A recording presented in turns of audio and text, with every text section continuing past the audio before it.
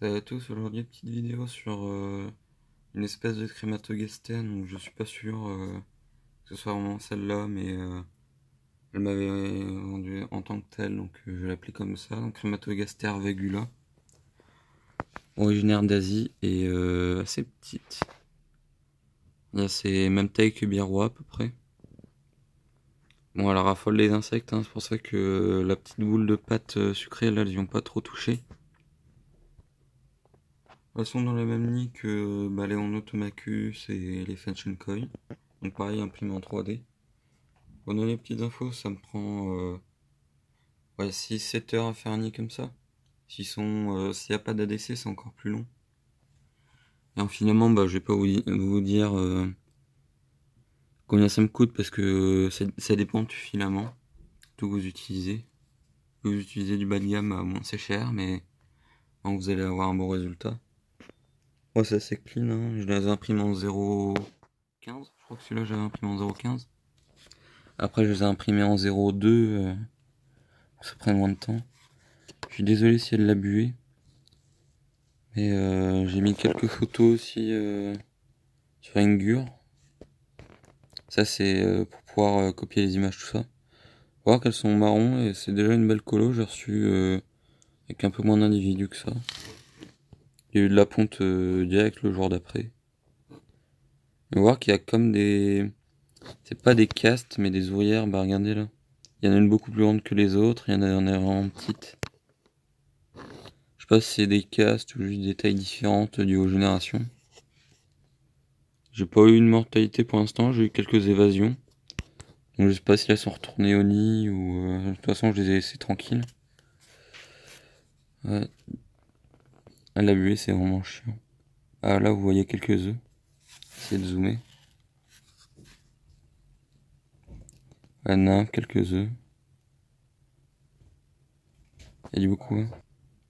Bon, désolé si vous entendez du bruit derrière quelquefois. Ouais, là il y a du beau petit coup. Hein. Après la gine... La gine elle est pas très grande. Il n'y en a qu'une seule. Je sens que Vagula peut être polygine. Il faut que je la retrouve. Elle était juste là. Jolie petite jean. Marron, peut-être un peu marron caramel sur le thorax. Après, elle est petite. Hein. Elle est de 5-6 mm max. Là que je commence à voir des nymphes. Enfin, des nymphes de la ponte de quand je les ai eues.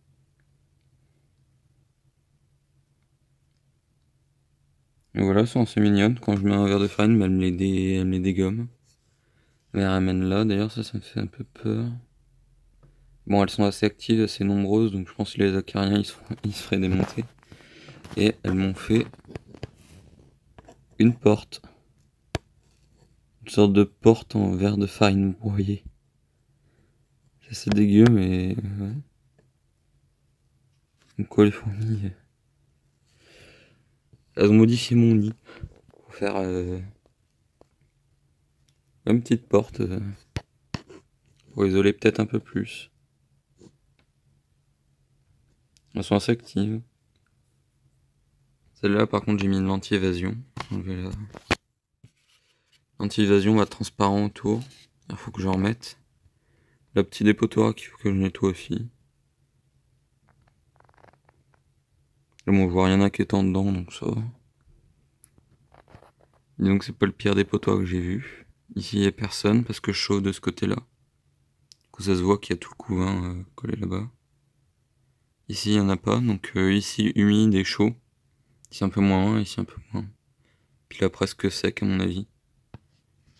Et ici, ce serait humide et froid. Voilà. Pour ça, j'ai pensé à ça. Comme ça, chaud, elles ont tout ça de chaud et puis plus ou moins sec. Et ici, elles ont humide et plus ou moins froid. En tout cas, pour là où il y a l'ADC. Après, comme le nid des Nicobarensis, je ferai peut-être une vidéo du coup de main. Où il y a tout, ici, tout cet endroit ici, c'est les mêmes galeries. Mais il y en a d'autres à la place de l'ADC. Et du coup là, elles auraient froid sec, chaud sec, et puis ici humide. pour ça qu'il faut mieux chauffer sur le côté plutôt que chauffer ici. Parce que là, si elles veulent du chaud, elles seront obligatoirement humides. Et si vous chauffez de ce côté-là, elles seront chaudes mais forcément secs. Donc ici, ça leur permet d'avoir un peu ce qu'elles veulent. Et on voit qu'elles préfèrent chaud humide pour le couvain, et puis ici un peu moins humide pour les ouvrières. Bon, vidéo peut-être un petit peu plus longue. Je vous dis à la prochaine pour les Nicomarensis, du coup, je pense. À plus.